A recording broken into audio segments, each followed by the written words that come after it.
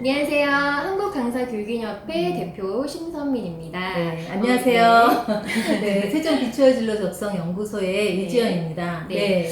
우리 소장님하고 제가 지난번에 인터뷰도 한번 진행을 했었는데 그 저희 한국강사교육인협회하고 그 다음에 소장님의 그 세종 비추어 진로 적성 연구소에 그 교집합되는 점이 있더라고요. 그쵸. 네, 많죠. 네, 많은데 네. 그 중에서도 그 부모 교육이 좀 교집합이 있었어요. 네. 그래서 저희가 여러 브리핑 끝에 부모 교육 프로그램들을 만들게 됐고요. 네. 이렇게 유튜브로 좀 짤막하게 네. 한 12번 정도 방송을 진행을 할 계획이 네. 있습니다. 네, 사실 이 부분에 대해서는 사실 네. 대표님도 네. 그 어머님들 대상으로 해서 그림책을 통한 심리 네. 치유 프로그램을 계속 진행해 오셨잖아요. 네. 저도 사실 이제 아이들 진로 적성 공부법 상담을 하는데 반드시 어머님이랑 같이 같이 상담을 하고 네. 또 아이 따로 그리고 어머님 따로 이렇게 시간을 네. 배정해서 하거든요. 네. 그때 항상 느꼈던 건 우리 어머님들이 항상 말씀하시면서 꼭 울컥하고 가세요. 꼭 눈물 흘리시고 서로 같이 손붙잡고 네. 이야기를 하면서 네. 아 이런 것들을 좀 시리즈로 우리 부모 교육의 프로그램으로 그리고 우리 자신을 좀 돌아보는 치유의 프로그램으로 좀 만들었으면 좋겠다라는 네. 생각을 대표님과 같이 네. 좀 의논을 하면서 네. 결국 네. 이제 프로그램을 만들었습니다. 네, 그래서 12번에 걸쳐서 앞으로 네. 저희가 방송을 할 거고요. 오늘 그 첫 시간으로 네. 주제가 심상치 않습니다.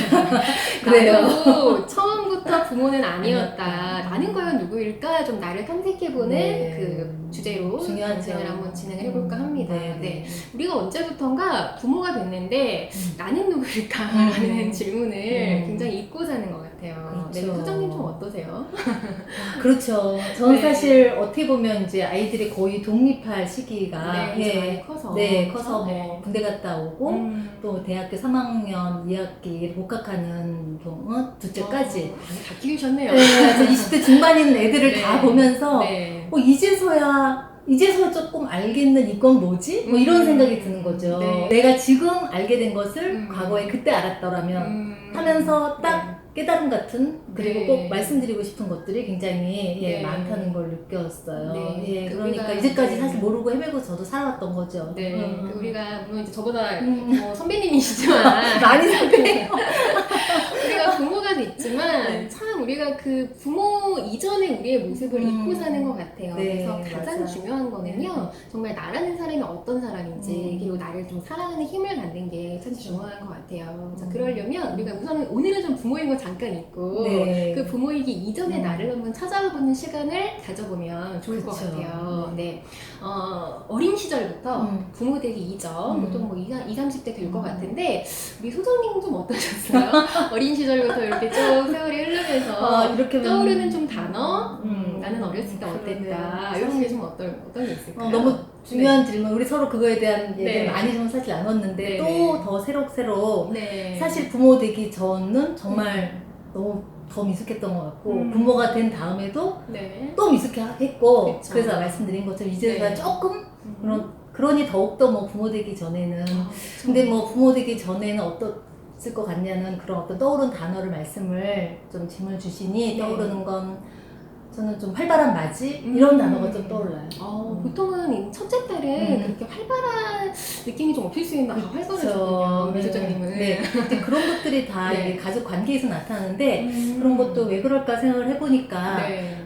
제가 이제 바로 밑에 동생이 생겼으면 어쩌면 더 책임감 때문에 좀 활발하지 못한 맞이가 될 수 있을 것 같은데 제 바로 밑에 있는 동생이 5살이고 네. 차이가 나고 그 다음 7살 차이, 12살 차이인지 동생들은 많았죠. 그런데 나이 차이가 많이 나는 네. 그런 구조여서 그 성장기에 한 5살까지 성장기 동안은 좀 혼자 자랐기 때문에 좀 활발한 면도 있으면서 사랑도 많이 받으셨을 네, 것 같아요? 받았죠. 네. 받았죠. 뭔가 이렇게 받을 수 있으실 것 같은데 이거 천천히 네, 한번 네, 또 네. 얘기를 해보고 저는요 저 어떠셨어요? 저는 좀 굉장히 소극적이었어요. 지금 제가 이렇게 뭐 방송이나 뭐 그러니까요. 강의를 한다는 네, 것은 네. 상상할 수도 없을 정도로 네. 굉장히 소극적이고 어른들한테 인사도 못하고 이런 주눅든 아이였거든요. 네. 근데 이제 그런 시간들을 이렇게 돌이켜보면서 나라는 사람이 맞아 이렇게 내성적이었지만 그쯤에 제가 고등학교 됐을 때 연극반 활동을 하면서 또 이제 그때 어떤 터닝 포인트를 갖게 되거든요. 그래서 이런 걸 겪으면서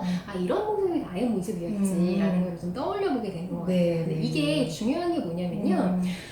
부모가 이제 됐잖아요. 그런데 예를 들어서 만약에 저처럼 좀 내향적인 사람이라고 해볼게요. 내 아이가 이제 내향적인 아이가 태어난 거예요. 그랬을 때 제가 만약에 저의 모습을 좀 싫어하고 아직 좀 사랑하는 마음이 없었을 때는 어떤 생각이 드냐면요. 저의 그 내향적인 모습이 너무 싫었기 때문에 내 아이의 그 모습이 예쁘게 안 보이더라고요. 그렇죠. 네. 싫은 나의 싫은 모습이 네. 아이한테 보이는 거 힘들죠. 네, 소장님 혹시 그런 경험 없으셨어요? 많이 있었죠. 많이 있죠. 네. 저도 그 교육을 다니다 보면 저만 그런 게 아니더라고요. 우리 둘만 그런 게 아니라 대부분 많은 분들이 아마 그런 경험을 하실 거예요. 또는 이런 경우가 있을 수 있어요. 내가 또 내향적인데 내 반대로 나를 너무 안 사랑해요. 만약에 나를 사랑한다면 나는 내향형인 사람 그대로 사랑할 수 있는 힘이 있었을 거예요. 그런데 만약에 내 아이가 외향형인 전혀 반대라면 성향이라면 또 너무 이해를 못하는 거죠. 얘는 왜 저래? 이러지? 네, 그러면서 또 갈등이 이해할 수 일어나고, 없어. 막. 네, 그런 경우들이 있어서 부모가 됐지만 정말 가장 중요한 거는 나를 탐색하는 거고 그 다음에 거기서 알게 된 내 모습을 온전히 좀 사랑하는 거고 사랑해야 하는 거구나 라는 것이 정말 중요한 것 정말 같습니다. 그런 것 같아요. 네. 그래서 어떤 방법적인 면이나 구체적인 스킬 같은 거에 대한 부분은 많이들 네. 공감하시고 공유들 하고 계시는데 네. 내가 온전히 치유받지 않으면 아이들은 우리랑 같은 공간에 항상 늘 같이 있기 때문에 네. 나도 모르게 표출이 되는 거죠. 네. 그러니까 나부터 좀 돌아보고 치유하는 시간이 반드시 필요하다고 그렇게 네, 생각합니다. 맞습니다.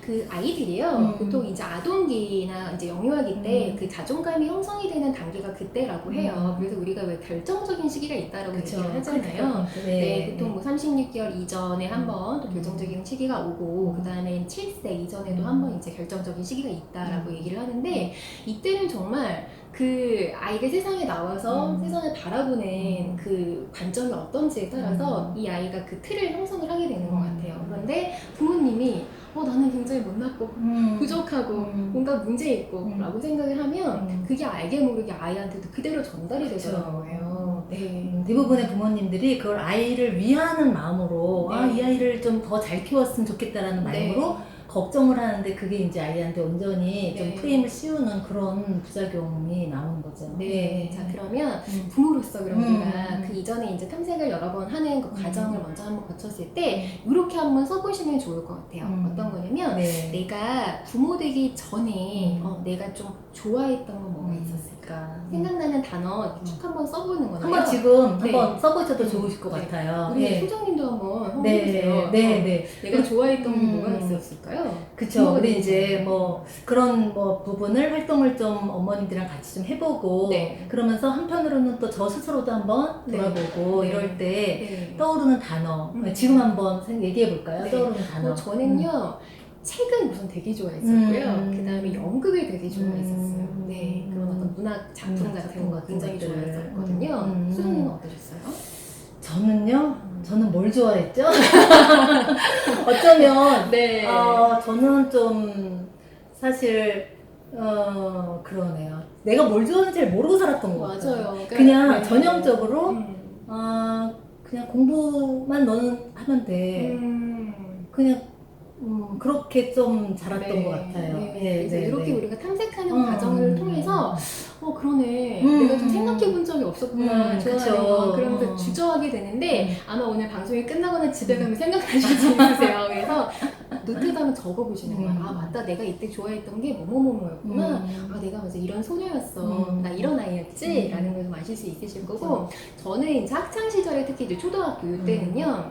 굉장히 조금 약간 예술적인 그런 측면이 좀 발달이 돼서 절대음감도 좀 있고 미술 이런 것도 좀 잘했던 것 같아요. 그리고 작곡대회 이런 데도 나가서 상도 받고 그래서 이제 그런 것들을 좀 좋아했던 것 같아요. 미술이나 음악 같은 것들 그런 것들을 생각해보면서 맞다 내가 좀 이런 걸 좋아하는 아이였어 이런 게 좀 떠올랐던 것 같고요. 그 다음에 이번에는 좀 부정적이다 생각될 수 있지만 좀 싫어하는 것도 있었을 수 있잖아요. 싫어하는 건 뭐가 있었을까요? 작가님은 어떤 게 싫어? 저는 그 약간 좀 반항적인 태도가 제가 좀 있었던 것 같아요. 그래서 이 중고등학교 때는 조금 안 그런 척 하면서도 약간 좀 사회를 좀 비판적인 시선으로 바라보기도 하고 나름대로 마음속으로 이렇게 토론도 하면서 좀 불합리한 부분들에 대해서 이거는 이렇게 좀 개선이 돼야 된다는 그런 시선이 조금 있었더라고요. 생각해보니까. 네, 여기에서 이제 보면 저는 이제 좀 지극히 좀 평범하게 그러면서 너는 공부만 열심히 하면 돼 이런 틀 안에서 좀 자랐거든요. 네. 그러니까 진지하게 그때 어렸을 때는 내가 뭘 잘하고 못하고 이런 생각을 크게는 안 해봤던 것 같아요. 그런데 요즘에 이제 학생들을 상담하고 어머님들이랑 얘기하면 거의 그 구조로 그렇게 요즘에 그래서 굉장히 교육열이 높으신 부모님들이 그냥 아이한테 너는 공부만 하면 된다. 모든 걸 다 세팅을 해주는 거죠. 그쵸. 그러면 다른 거 다 신경 쓸 필요 없어. 너는 그냥 공부만 하면 돼. 그러면서 어머님들이 굉장히 엄청난 수고를 하고 네. 자기의 대부분의 시간을 할애를 하고 또 일생을 그 아이를 위해서 헌신하는 거라고 생각을 하시는데 네. 그렇게 성장한 아이들이 문득 자기 자신을 돌아보면 나 뭐 좋아했지? 뭐 싫어했지? 이럴 수 있다는 거 맞아. 그런 것도 좀 꼭 말씀드리고 싶어요. 그래서 우리도 한번 이 작업들을 꼭 해보실 필요가 있고요. 내가 부모이기 이전에 하나의 온전한 사람으로서 나는 이런 성향이었고 이런 사람이었어 라는 걸 좀 객관적인 시각으로 또는 주관적인 시각으로 바라보는 그쵸. 작업이 꽤 필요합니다. 그래서 지금도 우리 소장님이 바로는 생각이 안 나셨지만 분명히 생각나실 거예요. 그래서 아마 집에 가서 일기장에 빼곡히 쓰실 거라고 제가 생각이 들어요. 근데 이제 좀 더 다른 측면으로 좀 보시라고 뭐 왜 없겠어요. 이제 그 다음에는 물론 이제 그런 뭐 트레이닝의 시간도 있었고 또 부모님들한테 그런 교육의 프로그램이 있었지만 그렇죠. 이제 이런 관점으로 특히 사실 어머님들을 만나면서 굉장히 많이 안타까웠던 건 그런 구조로 계속 되풀이되고 있는 그리고 요즘에는 뭐 외동 자녀들도 많이 있고 그러기 때문에 교육률도 높아지기 때문에 물론 안 그런 가정들도 많이 있지만 또 반대로 그런 구조 속에서 있는 거 이런 부분을 저는 좀 꼭 말씀드리고 싶은 게 많이 있더라고요. 그래서 그런 부분으로 좀 혹시 지금 이 순간에도 자녀들과 그런 프레임이 있지 않나 이런 거 좀 돌아보시라고 한번 그렇게 말씀. 그러니까 그렇게 이제 작업을 해본 다음에 그 다음에 다시 한번 부모로 돌아오는 거예요. 그래서 내가 옛날에 나는 이렇게 연극도 좋아했던 소녀였고 문학을 좋아했던 소녀였는데 지금에 와서 내가 부모가 됐을 때 그래도 좀 비슷한 맥락이 있구나라는 것을 발견할 수 있었거든요. 그쵸, 어떤 거였냐면 저도 이제 오랜 시간 동안 아이들하고 수업을 하고 하면서 지금 또 작가가 되었고 그 다음에 어찌되었건 이렇게 글이라는 것들 그 다음에 연극 무대는 아니지만 강의로 인해서 무대에 또 쓰는 인생을 살고 있더라고요. 네네. 그 강의하시는 분들이 연극 쪽에도 관심이 많이 있으시고 그런 부분이 좀 표현하는 거에도 도움 많이 된다고 말씀하셔서 이미 뭐 탄탄하게 고등학교 때 연극 훌륭한 강사가 되기 위해서 그때부터 준비를 해갖고 오신 우리 신 대표님. 그렇게 나를 좀 탐색하면서 내가 옛날에 이런 아이였는데 지금 또 부모로서 이렇게 또 제2의 인생을 살고 있고 또 그렇다면 이제 아이한테 어떤 역할을 해야 될까 이제 우리 다음 시간에도 얘기를 하겠지만 그렇게 탐색하는 작업이 굉장히 중요하고요. 그러면 이렇게 탐색을 하고 나서 이걸 좀 구체화하는 것도 중요하거든요. 이렇게 그 나하고 대화하는 방법 뭐가 있을까? 제가 한 3개 정도를 소개를 해드리려고 하는데요. 한번 들어보세요. 첫 번째는 글쓰기예요. 저는 이제 오랜 시간 동안 일기를 써왔는데요. 이 글이라는 거는 내 어떤 생각, 마음속에 있는 어떤 웅크리고 있는 생각이라는 뭐 다양한 생각을 이렇게 구조화를 시켜주는 그런 능력이 있더라고요. 그래서 내가 좀 복잡한 감정들, 정리가 안 된 감정들을 글이라는 이 어떤 매체를 통해서 정리를 하게끔 그러니까 메모의 힘이 엄청나죠. 사실. 여러분들도 글 쓰는 거 꼭 추천을 드리고요. 어렵진 않은 것 같아요. 그날그날 일상이나 아니면 책을 읽거나 뭐 한 문장도 좋고 거기서 느껴지는 뭐 느낌 같은 거 쓰시면 좋을 것 같고 두 번째는요. 그림이라던가 어떤 예술 매체 같은 걸 활용해서 나의 무의식을 좀 끄집어내보는 거예요. 혹시 소장님 좀 미술 같은 거 좀 어떠세요?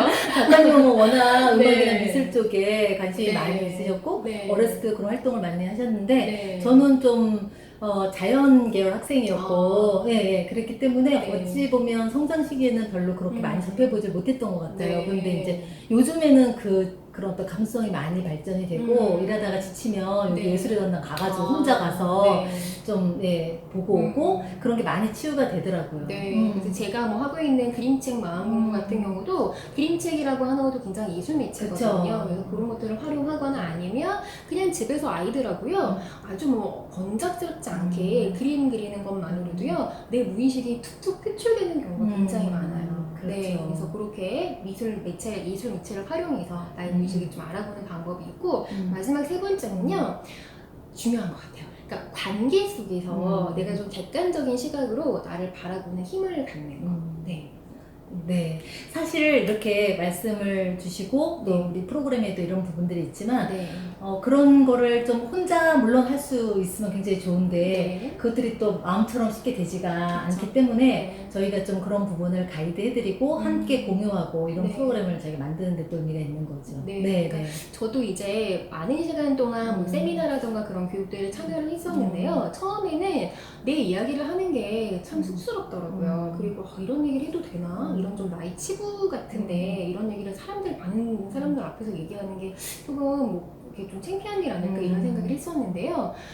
그렇게 마음속에 있는 거를 끄집어내는 그 고백의 힘이라고 네, 저는 그렇죠. 부르는데 그 고백의 힘이 정말 있더라고요. 그래서 나 혼자만 이런 고민을 하는 게 아니었구나, 나만 이런 걱정을 하는 게 아니라 우리가 다 좀 비슷비슷하구나 라는 걸 보면서 굉장히 저를 좀 객관할 수 있었고 그 다음에 제 어떤 상처받았던 마음들을 치유할 수 있었던 네, 말씀하신 것처럼 그 고백의 힘이라는 게 정말 네. 참 큰 것 같고 누군가 광장에 나와서 자기 스스로에 대해서 이야기를 할 수 있어야만 네. 어떤 그 굴레에서 좀 나올 수 있고 자유로워질 수 있다. 네. 이런 다 공감을 하실 거예요. 네. 근데 그런 부분을 혼자서도 충분히 좀 하실 수 있겠지만 또 네. 저희가 도와드릴 수 있는 굉장히 탄탄한 프로그램이 있다는 거 좀 네. 말씀 다시 한번 드리고 싶네요. 네. 네, 네. 그래서 우리가 오늘 첫 시간 음. 나는 지금 부모가 됐지만 나는 누구일까 좀 음. 나를 탐색하는 저희가 간단한 가이드라인하고 그쵸. 방법적인 부분으로 영상이 되기 때문에 저희가 길게는 못 드리고 좀 짧게 말씀드렸는데 좀 도움이 되셨을까요?